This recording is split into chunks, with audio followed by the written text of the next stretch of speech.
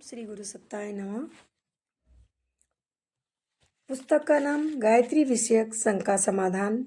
लेखक पंडित श्री राम शर्मा आचार्य।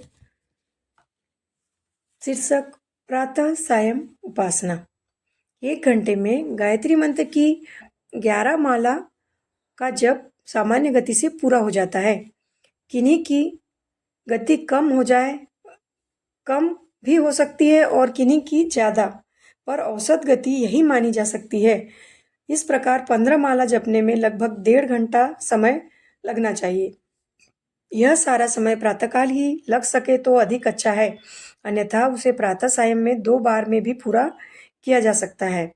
सामान्य सायंकाल से तात्पर्य सूर्य अस्त होने का समय ही नहीं, उसके बाद में रात को सोते समय भी समझना चाहिए। काम पर लगने से पहले, सुबह और काम से निवृत्त होने के बाद रात्रि को भी प्राय समय मिलता है। यही दोनों समय उपासना के लिए सुविधाजनक है। अधिक रात्रि बीत जाने पर मुंह बंद रखकर मानसिक जप द्वारा प्रातःकाल में बची हुई शेष मालाएं पूर्ण की जा सकती है।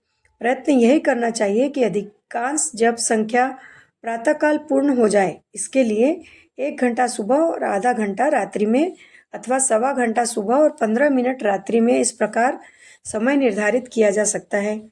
जप के समय गायत्री माता की छवि अथवा निराकार साधक सविता का मध्य भाग में ध्यान करें और भावना करें कि उसका दिव्य प्रकाश स्थूल और कारण शरीर में प्रवेश कर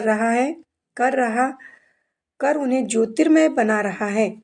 उपासना के समय मन को पूरी तरह इस छवि पर केंद्रित रखना चाहिए।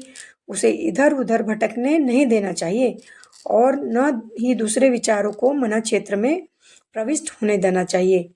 इस प्रकार आत्मकल्याण और आत्मोत्थान का लक्ष्य प्राप्त करने के लिए की गई गायत्री साधना अन्य साधनाओं की अपेक्षा अधिक प्रभावशाली सिद्ध होती है। गायत्री साधना की विशेषता यह है कि इससे पीछे अगणित साधकों का तप बल छिपा हुआ है और साधक सूक्ष्म जगत के माध्यम से अनायास ही उसका सहयोग प्राप्त कर लेता है और सफलताओं की ओर अग्रसर होने लगता है। गायत्री साधना अपरा प्रकृति को परा प्रकृति में रूपांतरित करने के विज्ञान पर आधारित है।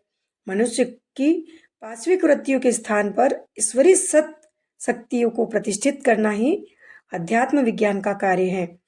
तुच्छ को महान, असीस को असीम, अणु को विभु, बद्ध को मुक्त और पशु को देवत्व के स्तर तक पहुंचाना ही साधना का मुख्य उद्देश्य है, जो गायत्री के माध्यम से भली भांति निरापद ढंग से पूरा होता है।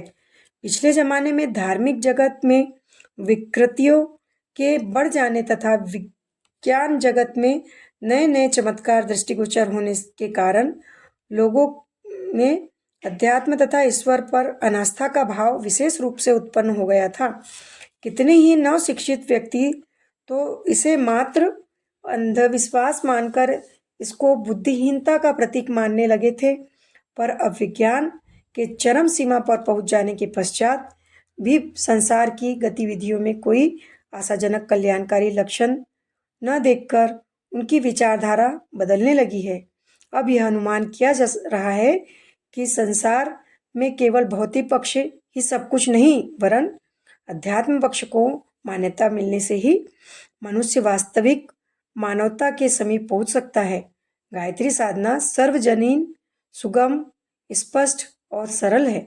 इसका आश्रय लेकर हम अध्यात्म मार्ग में उल्लेखनीय प्रगति कर सकते हैं और मानवता के लक्ष्य को अपेक्षाकृत न्यून प्रयास से ही प्राप्त कर सकते हैं। शीर्षक समाप्त। धन्यवाद।